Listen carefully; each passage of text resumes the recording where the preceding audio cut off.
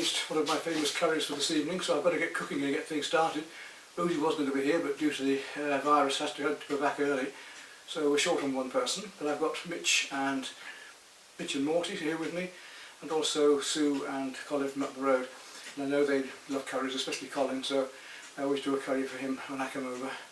So I shall share a bit of this with you, but please, none of you start writing, as one or two have in the past, saying you're a charlatan, you're no good, you're not cooking this Indian food from the various special herbs from the start. No, I'm not going to. I'm going to share with you how I use the already prepared powders and so on, but use my own additives in my own way and be creative that way, which means that most of you could do it yourselves. Unlike more complicated recipes, what I'm going to be doing is fairly easy and might give you some ideas. That's all, just sharing it as a vlog, just sharing what I do, so that it's within your grasp.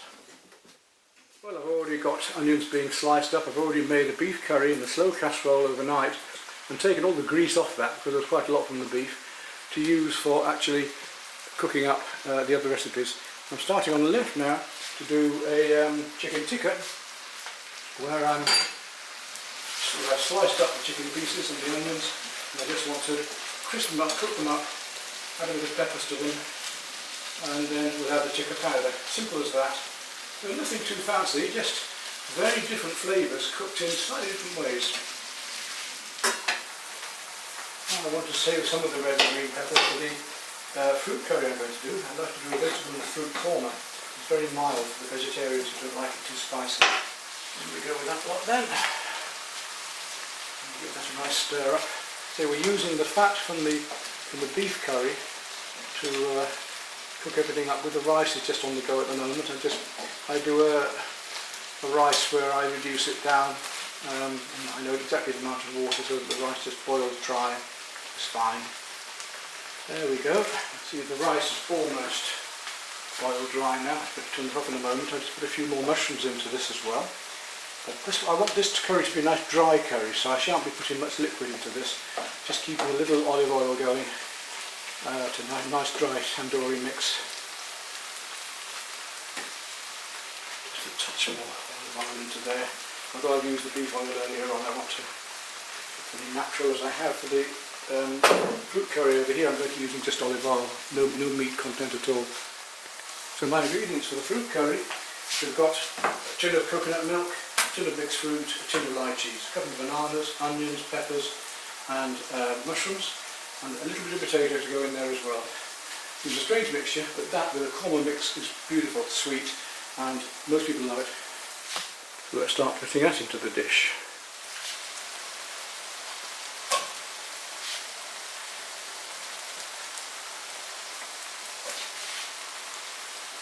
Now then, it's time to add the tikka powder. Again, as I say, I'm using pre-made stuff here. It does me just fine. And, especially here in France where it's hard to get things. I just sprinkle that all over. With a nice dry mix.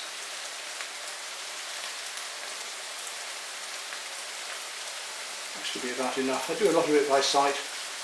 Don't measure out things exactly. I know the taste I want. I hope my guests agree. Now we need to start stirring that up and mixing it with it. I'm going to put a little bit more, but I don't think much more.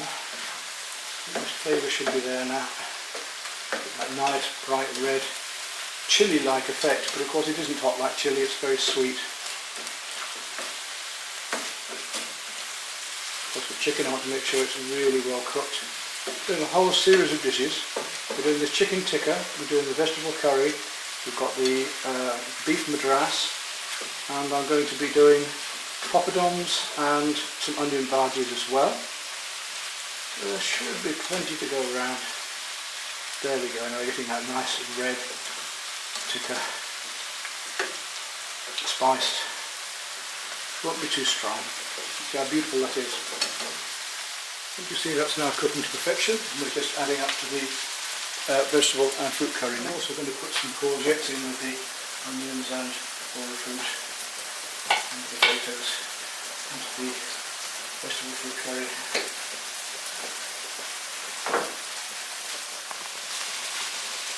Started frying these already to get them really well done. I don't want to put the softer fruits in yet. We're going to save the softer fruits until the end. I can put in now the coconut milk and some of the mixed fruits.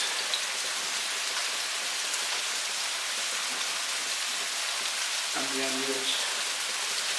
So that chicken masala is now ready and cooked. Just needs warming up this evening. So I'll put that into a bowl. And the rice has gone to perfection, so I can just put that in the pan now and fluff it up, and again let that dry out in this evening a little bit more. Nothing burnt, perfectly done, look. And there we go. Next I want to make my potato roux. So I'll take some of that from earlier and use that to start off frying the onions. In this particular dish there is nothing else but the onions, the potatoes and a little curry powder just to put in that hint. And for the first of all fruit curry you need to chop the potatoes dice them quite small because they won't cook as quickly as the rest. And you just want to give that a little bit of extra strength to it, extra texture in the very soft fruit to the potatoes, and then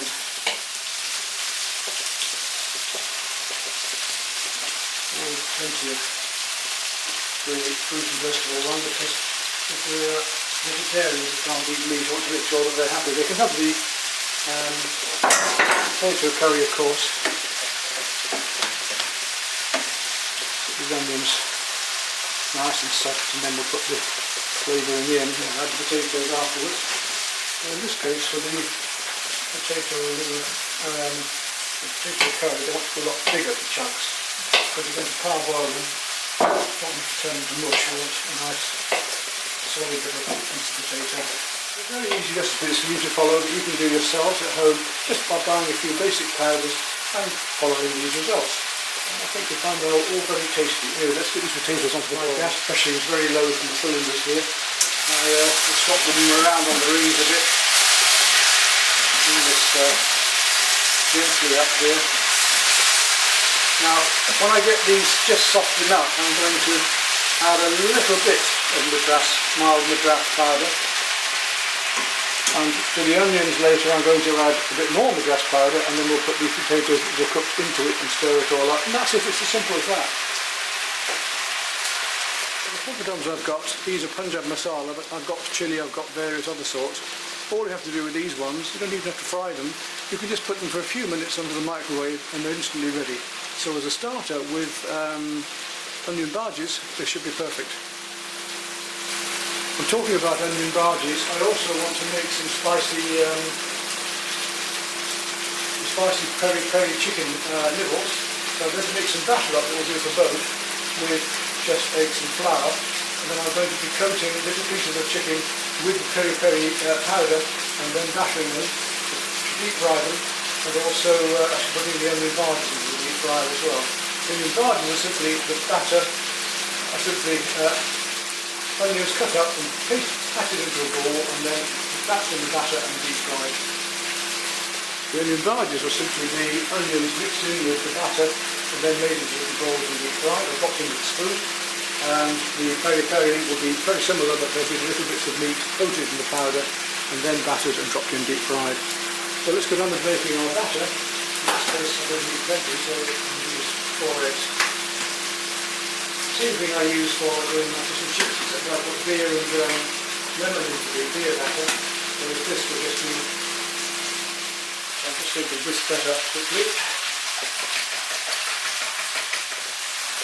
Meanwhile, over here, the vegetable curry is ready for a little bit of spice now, and then we can start to add some liquid.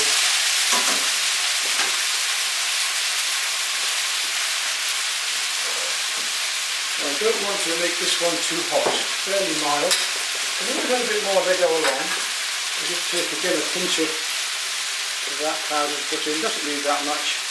That should be enough. It's a very nice sweet curry. I can always add more if I want. So that's mild madras powder. And I want that to mix in and fry up with all of those vegetables at present.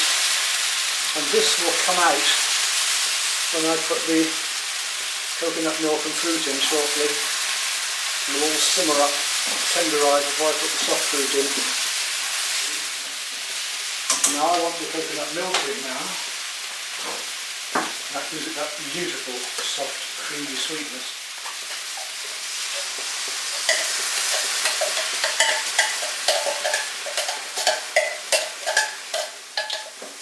Just lick the spoon off. You see that's already going beautifully creamy there now. It makes such a difference to this dish, it's vital. Coconut milk.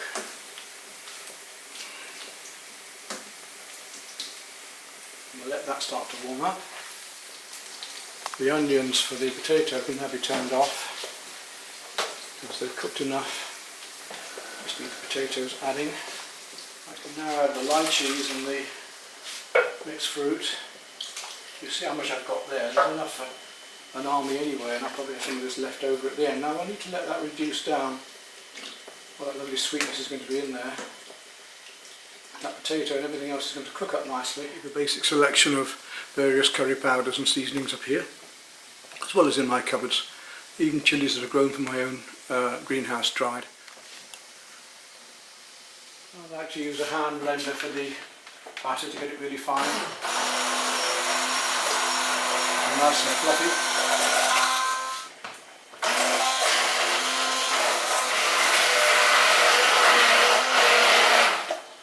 Batter mix should be fine now. Another little trick just to clean your mixer afterwards, a cup of water and stick it in there. And you should have a perfectly clean mixer. Well, that vegetable curry's been simmering away a while now, so you can put the final part of it now. Carefully mix those up because I don't want to mush it all up. And this is where I know the flavouring, this is where I can taste it to see if I've got enough or too little curry powder in there. Just gently stir that up. So I want it to reduce down a bit, there's too much liquid in there at the moment. We'll just let it simmer on. All of that lot will become a nice mixture of creamy korma type curry. Just let them go a bit longer. Potatoes are still coming up, and those are ready for the potatoes when I am. Before I put the potatoes in, I need to add just enough curry powder to these onions. The potatoes are starting to mix up in. Put a little bit more in those, that should be about right.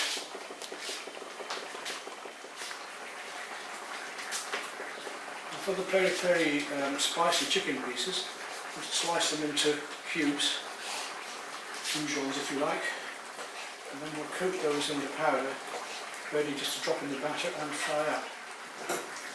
Now let's get those spiced up, shall we? So there are peri-peri powder, ready made again, and I just want to sprinkle this all over them and make sure they're really well coated. It looks like the tandoori, but it certainly isn't. I want to make sure we've got plenty of that powder on those so that it sticks well when I put on the batter. Saw this in my local Asian supermarket and thought, that sounds good, what can I do with it? And this is what I'm going to do with it. Plenty of it and let that seasoning sit in there for the rest of the day in the fridge. I need to take out of there what I'm going to need for those peri-peri and make up some, there should be enough batter there just a little, make up some onion barges. There's some pre-chopped onions here, been defrosted, they've been low on onions now. We'll dump those in there, put those into there. Hopefully I can just stir those up, coat them in batter, and then teaspoonful at a time, or tablespoon at a time, I'll put those in tonight. into the deep fried pan. I can use my chip pan for it because that messes it up. I've got a special pan that I use, and there we are. That's ready just to spoon up as onion barges tonight. I can go back in the fridge, and they're ready for the goujons. So I'm well on the way. Well, it's now time to taste this sauce. And I think it's going to be good. So what are you going to do, Skia? Beautifully sweet, really, really nice. The potatoes are now boiled, and I want to mix them up with this. I've put too many in, onion and spices. Let's see if we can get a nice potato. Well, there we are, everything is coated. Now I just need to test it. I'm sure it'll be okay. Nice piece of potato off top there. Mild. It's nice. Just spicy enough. I think that's perfect. So there we are then. That's the basics done before I have to cook another fresh tonight. I have to do the onion barges and the spicy chicken fresh, and poppadoms of course. The rest is okay. Well, there's all our basics ready then. We have the rice, the batter ready for the spicy chicken prepared to go in the batter, pombe potato, chicken tikka, and my fruit curry, and the bhajis ready there, poppadoms, and there's a dish of beef curry in the background. Voila, here's the beef curry. Lovely and tasty. All I have to do is tidy everything up ready for tonight.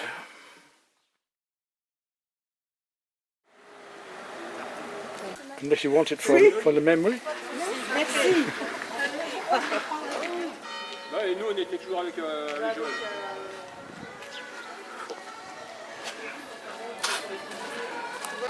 Centre Monet Rolinier. I have 6 paintings there at the moment.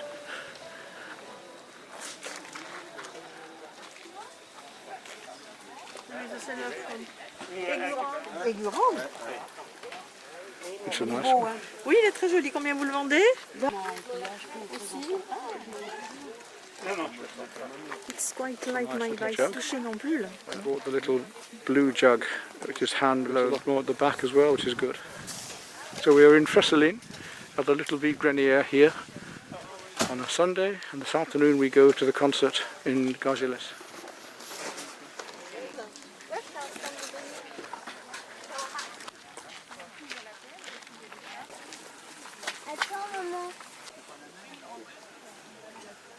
Je connais pas les tarifs actuels.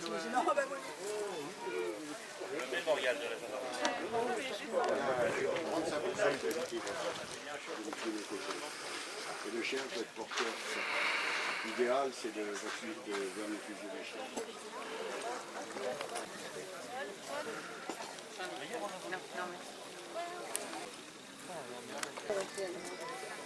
Nice. Oups. Chivalry.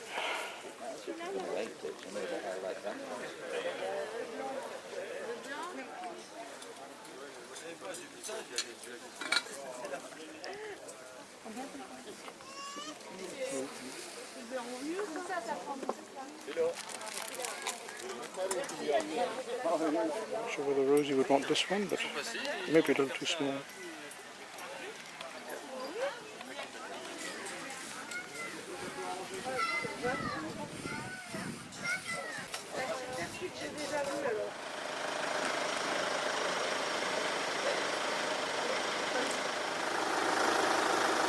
These 2 frames for you at €20. I bought these handmade blown cups and the jug for water.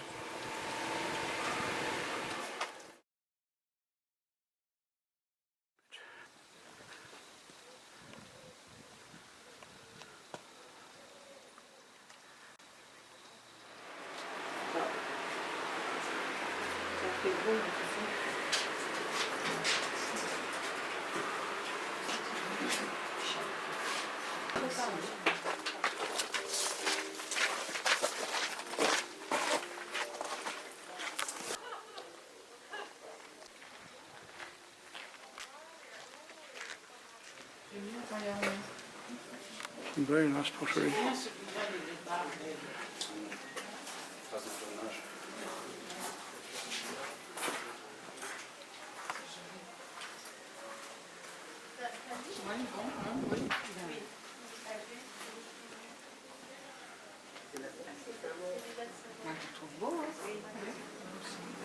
Ça fait pas trop féminin, ça bouge. Regarde,